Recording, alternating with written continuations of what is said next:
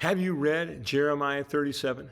We don't always listen to God. We often try to fix our problems on our own instead of putting our trust in God.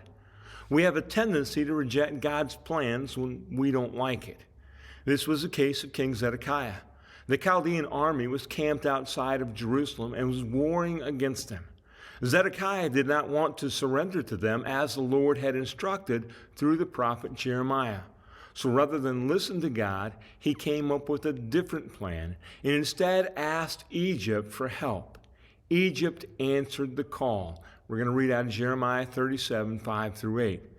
Pharaoh's army had left Egypt, and when the Chaldeans who were besieging Jerusalem heard the report, they withdrew from Jerusalem. The word of the Lord came to the prophet Jeremiah.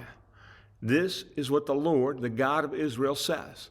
This is what you will say to Judah's king, who is sending you to inquire of me. Watch Pharaoh's army, which has come out to help you, is going to return to its own land of Egypt. The Chaldeans will then return and fight against the city. They will capture it and burn it. I suspect there was a moment as Zedekiah watched the army of the Chaldeans leave, he felt a sense of accomplishment. I am sure that he felt that his plan was going to work. This was not going to be the case. Jeremiah spoke the words of the Lord to Zedekiah, informing him that Pharaoh's army would retreat and the Babylonians or Chaldeans would be back to capture and burn his beloved city. So much for Zedekiah's sense of accomplishment. We've all probably had a Zedekiah moment when we believed our plan to get us out of a mess would work. We know it is not God's plan, yet we proceed and have a small early sense of victory. In the end, our plan fails miserably.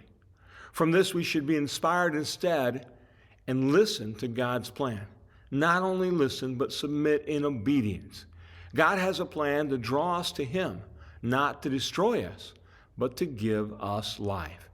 Keep reading, encourage others to read, and expect to find more gems to help us live like Jesus.